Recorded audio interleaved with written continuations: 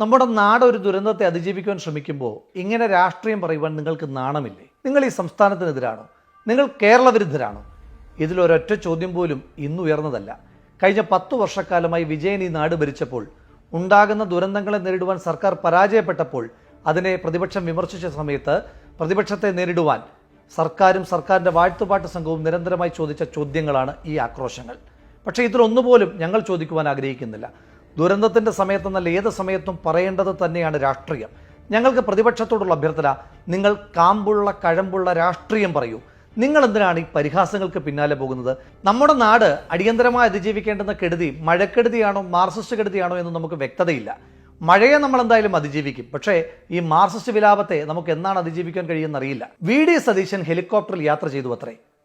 VD Satheesan യാത്ര ചെയ്തത് അദ്ദേഹം വാടകയ്ക്കെടുത്ത ഹെലികോപ്റ്ററിലാണോ? അല്ല. ശ്രീ വിജയൻ മുഖ്യമന്ത്രി ആയിരിക്കുമ്പോൾ 2020 മുതൽ 2026 വരെ 48 കോടി രൂപ വാടകയ്ക്ക് എടുത്തിരിക്കുന്ന ഹെലികോപ്റ്ററിലാണ് അദ്ദേഹം യാത്ര ചെയ്തത്. ഈ വർഷം ആ ഹെലികോപ്റ്റർ പറന്നാലും പറന്നില്ലെങ്കിലും നമ്മൾ 8 കോടി രൂപ പൊതുഖജനാവിൽ നിന്ന് വാടക ഇനത്തിൽ കൊടുത്തേ പറ്റൂ. ഒന്ന് ആലോചിക്കണം. 40-50 കോടി രൂപയ്ക്ക് പുതിയ ഹെലികോപ്റ്റർ കിട്ടുമ്പോഴാണ് 6 വർഷത്തേക്കിന് 48 കോടി രൂപ വാടകയ്ക്ക് എടുത്തിട്ട് വിജയൻ ഈ ദൂർത്ത് ജനങ്ങളുടെ മുകളിൽ അടിച്ചേൽപ്പിച്ചിരിക്കുന്നത്. ഈ ഹെലികോപ്റ്റർ കരാറിന്റെ പ്രത്യേകത, പറന്നാലും പറന്നില്ലെങ്കിലും ഒരു മാസം ഏതാണ്ട് 1 കോടി രൂപയ്ക്കടുത്ത് ചെലവ് വരും. പിന്നീട് അധികമായി പറക്കുന്ന ഓരോ മണിക്കൂറിനും 90,000 രൂപ കൊടുക്കുകയും വേണം. അപ്പോൾ ഈ ഹെലികോപ്റ്റർ ഉപയോഗിക്കാതിരുന്നാലും നമ്മുടെ പൊതുഖജനാവിൽ നിന്ന് വാടക ഇനത്തിൽ പൈസ പോകുന്ന പ്രത്യേക വ്യവസ്ഥിതി നമ്മുടെ വിജയൻ സർ ഉറപ്പുവരുത്തിയിട്ടാണ് പോയത്. പിന്നെ മുഖ്യമന്ത്രി ആ ഹെലികോപ്റ്ററിൽ അടിയന്തര സാഹചര്യത്തിൽ യാത്ര ചെയ്തതിൽ എന്താണ് തെറ്റത്? ഇനി അങ്ങനെ തെറ്റുണ്ട് എങ്കിൽ ശ്രീ വിജയൻ പാർട്ടി സമ്മേളനത്തിൽ പോകുവാൻ വേണ്ടി മുൻപ് ഹെലികോപ്റ്റർ ഉപയോഗിച്ച് വിവാദത്തിലായത് നിങ്ങൾ ഓർമ്മയുണ്ടോ? അന്ന് പാർട്ടി സെക്രട്ടറി പറഞ്ഞത് പാർട്ടി സമ്മേളനത്തിൽ പങ്കെടുത്തത് കൊണ്ടായതുകൊണ്ട് അതിൻ്റെ വാടക തുക മുഴുവൻ CPM എന്ന് പറയുന്ന പാർട്ടി സർക്കാരിലേക്ക് അടയ്ക്കുമെന്നാണ്. ആ സർക്കാരിലേക്ക് CPM എന്ന് പറയുന്ന പാർട്ടി ഹെലികോപ്റ്റർ വാടക അടച്ചതിൻ്റെ ആ രസീത് ചീട്ട് ഒന്ന് കാണിക്കാൻ കഴിയുമോ സഖാക്കളെ? അപ്പോൾ പറന്നാലും പറന്നില്ലെങ്കിലും 48 കോടി രൂപ വാടക കൊടുക്കുന്ന ഹെലികോപ്റ്റർ എടുത്ത ശ്രീ വിജയനാണോ കുറ്റക്കാരൻ? പറന്നാലും പറന്നില്ലെങ്കിലും വാടക കൊടുക്കേണ്ടുന്ന ഹെലികോപ്റ്ററിൽ അടിയന്തര സാഹചര്യത്തിൽ യാത്ര ചെയ്ത ശ്രീ VD സതീശനാണോ കുറ്റക്കാരൻ? നിങ്ങൾ വിലയിരുത്തുക. ജയന് ശേഷം കേരളത്തിൽ ഹെലികോപ്റ്ററിനെ ഇത്രയും പോപ്പുലർ ആക്കിയത് വിജയനാണ് എന്ന് ജനങ്ങൾ തിരിച്ചു ചോദിക്കുവാൻ തുടങ്ങിയപ്പോൾ ഹെലികോപ്റ്റർ ക്യാപ്സ്യൂൾ ആകെ തകർന്ന് തരിപ്പണമായി. ആ ജാളിത മറയ്ക്കുവാൻ സ്ഥിരമായി എയറിൽ ജീവിക്കുന്ന ചില CPM നേതാക്കന്മാർ കൊണ്ടുവന്ന പുതിയ കുത്തിത്തിരിപ്പായിരുന്നു നാട്ടിൽ പ്രകൃതി ദുരന്തം ഉണ്ടാകുമ്പോൾ കേരളത്തിൻ്റെ മുഖ്യമന്ത്രി വിരുന്നുണ്ട് നടക്കുകയാണ് എന്ന്. എന്താണ് സത്യം? ഇന്നലെ ശ്രീ VD സതീശൻ്റെ പരിപാടികൾ മലപ്പുറം ജില്ലയിലായിരുന്നു. പരിപാടികൾ കഴിഞ്ഞ് പോകുന്ന വഴിക്ക് ഒരു ലീഗ് പ്രവർത്തകന്റെ വീട്ടിൽ കയറി അദ്ദേഹം ഭക്ഷണം കഴിച്ചു. ഒരാൾ എൻ്റെ വീട്ടിലേക്ക് വരുമ്പോൾ എന്ത് ഭക്ഷണം കൊടുക്കണമെന്നുള്ളത് എൻ്റെ ഇഷ്ടവും എൻ്റെ ഔചിത്യവുമാണ്. അത് വന്നു കയറുന്ന ആൾ തീരുമാനിക്കുന്നതല്ല. അപ്പോൾ അദ്ദേഹം കൊടുത്ത ഭക്ഷണത്തെ ഇവർക്ക് വിരുന്നായിട്ടാണ് തോന്നിയത്. CPM നേതാക്കന്മാർ ഉന്നയിക്കുന്ന ഈ വിമർശനത്തെ നമ്മളും ഏറ്റെടുക്കുമായിരുന്നു. അതിനെ ഈ നാട് കഴമ്പുള്ളതായി കാണുമായിരുന്നു. ഈ പ്രകൃതി ദുരന്തം ഉണ്ടാകുന്ന സമയത്ത് സംസ്ഥാന സർക്കാർ ഒരു വിരുന്ന് സംഘടിപ്പിച്ചതാണ് എങ്കിൽ.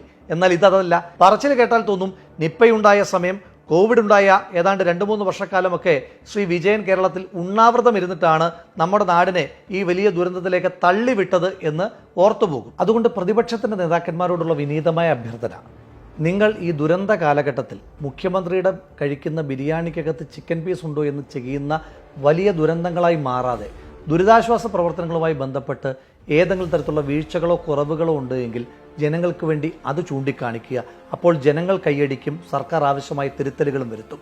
ഇനി ദുരിതാശ്വാസ പ്രവർത്തനവുമായി ബന്ധപ്പെട്ട് ഈ സംസ്ഥാന സർക്കാരിൻ്റെ പ്രവർത്തനങ്ങളെ നിങ്ങൾക്ക് എന്തെങ്കിലും വിമർശിക്കുവാനുണ്ടോ? ഇല്ല എന്ന് തന്നെയാണ് മറുപടി. മഴ പെയ്ത് ദുരന്തമുണ്ടായാൽ മാത്രം ദുരിതാശ്വാസത്തെപ്പറ്റി ചിന്തിച്ചിരുന്ന വിജയൻ്റെ ദുരന്ത സർക്കാരിൽ നിന്ന് മാനത്ത് മഴക്കാറ് കാണുന്നതിന് മുൻപ് തന്നെ ദുരിതാശ്വാസ പ്രവർത്തനങ്ങളെ ഏകോപിപ്പിക്കുന്ന UDF സർക്കാരിലേക്കുള്ള ദൂരം വളരെ വലുതാണ്. ശ്രീ VD സതീശൻ കേരളത്തിൻ്റെ മുഖ്യമന്ത്രിയോടൊപ്പം തന്നെ ഡിസാസ്റ്റർ മാനേജ്മെൻറ്റ് ചുമതലയുള്ള മന്ത്രിയായും ശ്രീ AP അനിൽകുമാർ കേരളത്തിൻ്റെ റവന്യൂ വകുപ്പ് മന്ത്രിയുമായി ചുമതല ഏറ്റെടുത്തതിന് ശേഷം ആദ്യമായി അവർ ഒരുമിച്ച് നടത്തിയ മീറ്റിംഗ് കേരളത്തിൽ വരാൻ പോകുന്ന എല്ലാ കാലവർഷക്കെടുതികളെയും അതിജീവിക്കുവാൻ ആവശ്യമായി കേരളത്തെ എക്യുപ്പ് ചെയ്യുക എന്നുള്ളതിനു വേണ്ടിയിട്ടുള്ള സജ്ജീകരണങ്ങൾ തന്നെയായിരുന്നു. അതുകൊണ്ടാണ് കേന്ദ്രത്തിൽ നിന്ന് കൃത്യമായ മുന്നറിയിപ്പുകൾ കിട്ടാതിരുന്നിട്ട് കൂടി 31-ാം തീയതി പെയ്ത മഴയ്ക്ക് 29-ാം തീയതി തന്നെ സംസ്ഥാന സർക്കാരിന് തയ്യാറെടുപ്പുകൾ തുടങ്ങുവാൻ കഴിഞ്ഞത്. 29-ാം തീയതി തന്നെ റവന്യൂ മന്ത്രിയുടെ നേതൃത്വത്തിൽ 14 ജില്ലാ കളക്ടർമാരുടെയും പ്രത്യേകമായിട്ടുള്ള മീറ്റിംഗുകൾ നടത്തിയിരുന്നു. അതോടൊപ്പം തന്നെ ജില്ലകളുടെ ചുമതലയുള്ള മന്ത്രിമാരോട് അടിയന്തരമായ സാഹചര്യങ്ങളിൽ അവിടെ ക്യാമ്പ് ചെയ്ത് പ്രവർത്തിക്കുവാൻ ആവശ്യമായിട്ടുള്ള നിർദ്ദേശങ്ങളും റവന്യൂ വകുപ്പ് മന്ത്രി ശ്രീ എ പി അനിൽകുമാറും മുഖ്യമന്ത്രി ശ്രീ വി ഡി സതീശൻ കൊടുത്തു കഴിഞ്ഞിരുന്നു. ജൂലൈ 20 മുൻപ് തന്നെ ഓറഞ്ച് ബുക്കിൽ പറഞ്ഞിരിക്കുന്ന മുഴുവൻ പ്രോട്ടോക്കോളുകളും കൃത്യമായി പാലിക്കപ്പെട്ടു എന്ന് കേരളത്തിന്റെ മുഖ്യമന്ത്രി Shri V D Satheesan, revenue വകുപ്പ് മന്ത്രി ശ്രീ എ പി അനിൽകുമാറും മുഴുവൻ ഉദ്യോഗസ്ഥന്മാരുമായി നടത്തിയ മീറ്റിംഗിന്റെ ഭാഗമായി ഉറപ്പുവരുത്തിയിരുന്നു. 31-ാം തീയതി മഴ ശക്തമാകുന്നതിന് മുൻപ് തന്നെ റവന്യൂ വകുപ്പ് മന്ത്രിയുടെ നേതൃത്വത്തിൽ 14 ജില്ലാ കളക്ടർമാരുമായി അടിയന്തര മീറ്റിംഗ് നടത്തി. ആ മീറ്റിംഗിന്റെ പ്രത്യേകത, മീറ്റിംഗ് 11 മണിക്ക് നടക്കുന്ന സമയത്ത് തന്നെ അതാത് ജില്ലകളുടെ ചുമതലയുള്ള മന്ത്രിമാർ, പത്തനംതിട്ടയിൽ ശ്രീ പി സി വിഷ്ണുനാഥും ഇടുക്കിയിൽ അനൂപ് ജേക്കബും അടക്കമുള്ള ആളുകൾ നേരിട്ടെത്തി ക്യാമ്പ് ചെയ്തിരുന്നു. അതോടൊപ്പം തന്നെ ജനപ്രതിനിധികൾ അവർ ഈ ദുരിതാശ്വാസ പ്രവർത്തനങ്ങളുടെ ഏകോപന ചുമതല ഏറ്റെടുത്തിരിക്കുന്നു. ഈ സംസ്ഥാന സർക്കാർ അടിയന്തരമായ സാഹചര്യങ്ങളെ നേരിടുവാൻ വേണ്ടി എല്ലാ ജില്ലാ കളക്ടർമാർക്കും മുൻ സർക്കാരുകളിൽ നിന്ന് വ്യത്യസ്തമായി 3 കോടി രൂപ അനുവദിച്ചു കഴിഞ്ഞിരിക്കുന്നു.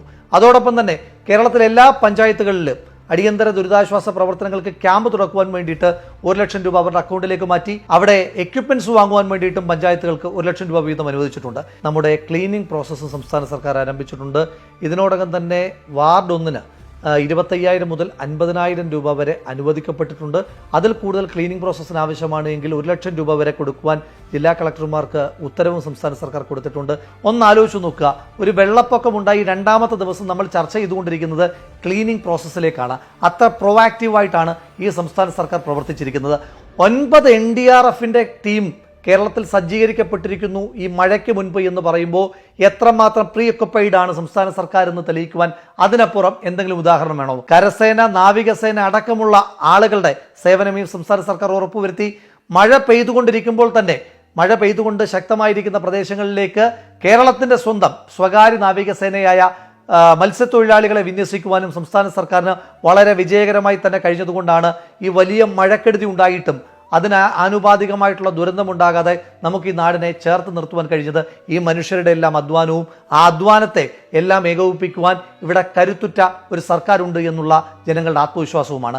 കഴിഞ്ഞ സർക്കാരിൽ നിന്ന് ഈ സർക്കാരിലേക്ക് എത്തുമ്പോൾ എൻ്റെ നോട്ടത്തിൽ ഏറ്റവും പ്രധാനപ്പെട്ട പോരായ്മ കഴിഞ്ഞ സർക്കാരിൻ്റെ കാലത്തുണ്ടായിരുന്ന PR തള്ള് ഈ സർക്കാരിൻ്റെ കാലത്തിൽ. അതുകൊണ്ട് ജോലി കൃത്യമായി നടക്കുന്നുണ്ട്, ദുരിതാശ്വാസ പ്രവർത്തനങ്ങൾ കൃത്യമായി ഏകോപിപ്പിക്കപ്പെട്ടു പോകുന്നുണ്ട്. ഒരു നാടൊന്നിച്ച് ഒരു ദുരന്തത്തെ അതിജീവിക്കുവാൻ വേണ്ടി ശ്രമിക്കുമ്പോൾ വില കുറഞ്ഞ പരിഹാസങ്ങളും ട്രോളുകളുമായി സോഷ്യൽ മീഡിയയിൽ 10 ലൈക്ക് നേടാം, ഞങ്ങളുടെ തെരഞ്ഞെടുപ്പിൽ തോറ്റതിന് ജാള്യതയൊന്നും മറയ്ക്കാമെന്ന് കരുതുന്ന പ്രതിപക്ഷം മഴക്കെടുതിയേക്കാൾ ഈ നാട് നേരിടുന്ന ഏറ്റവും വലിയ ദുരന്തമാണ്. അതുകൊണ്ട് മറ്റു ദുരന്തങ്ങളെ, നിപ്പയും പ്രളയവുമൊക്കെ ശീലിച്ച മലയാളിക്ക് ഈ കമ്മ്യൂണിസ്റ്റുകാരുടെ ദുരന്തത്തെയും നേരിടുവാൻ നമുക്ക് കരുത്തുണ്ട് എന്നുള്ള കാര്യത്തിൽ തർക്കമൊന്നുമില്ല. നമ്മുടെ വീട്ടിലേക്ക് വെള്ളം കയറി തുടങ്ങിയാൽ 1 സെക്കൻഡ് പോലും പാഴാക്കാതെ സംസ്ഥാന സർക്കാർ ക്രമീകരിച്ചിരിക്കുന്ന ദുരിതാശ്വാസ ക്യാമ്പുകളിലേക്ക് നമ്മൾ അടിയന്തരമായി മാറേണ്ടതായിട്ടുണ്ട്.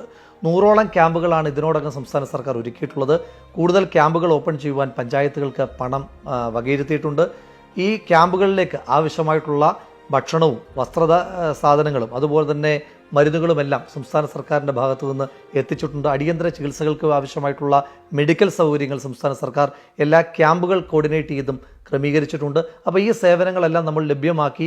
ആവശ്യത്തിലധികം ഡിങ്കി ബോട്ടുകളും സംസ്ഥാന സർക്കാർ ക്രമീകരിച്ചിട്ടുണ്ട്. ജനപ്രതിനിധികളും ഉദ്യോഗസ്ഥരും നാട്ടുകാരും നമ്മളെല്ലാവരും കൂടെ കോർഡിനേറ്റിംഗ് ആയി ഒറ്റ ടീമായിട്ട് നിന്നിട്ട് വേണം നമുക്ക് ഈ ദുരന്തത്തെ നേരിടുവാനായിട്ട്. ഈ സർക്കാരിൻ്റെ ദുരിതാശ്വാസ പ്രവർത്തനങ്ങളുടെ കൃത്യമായ നിർദ്ദേശങ്ങൾ മുഴുവൻ മനുഷ്യന്മാരും ചെവിക്കൊള്ളണം. നമുക്ക് അമിതാത്മവിശ്വാസം വേണ്ടുന്ന സമയമല്ല. സർക്കാർ പറയുന്ന എല്ലാ നിർദ്ദേശങ്ങളും വെള്ളം മുട്ടോളമല്ലേ എത്തിയുള്ളൂ, ഞാനിതൊക്കെ എത്ര കണ്ടതാണ് എന്ന അമിതാത്മവിശ്വാസമില്ലാതെ സംസ്ഥാന സർക്കാർ ക്യാമ്പുകളിലേക്ക് മാറുവാൻ പറയുമ്പോൾ മാറുവാനുള്ള ഒരു വിവേകമാണ് ഈ സമയത്ത് നമ്മൾ കാണിക്കേണ്ടത്. നമ്മൾ ഒന്നിച്ച് ഒറ്റക്കെട്ടായി ഇറങ്ങി ഈ ദുരന്തത്തെ അതിജീവിക്കുക തന്നെ ചെയ്യും.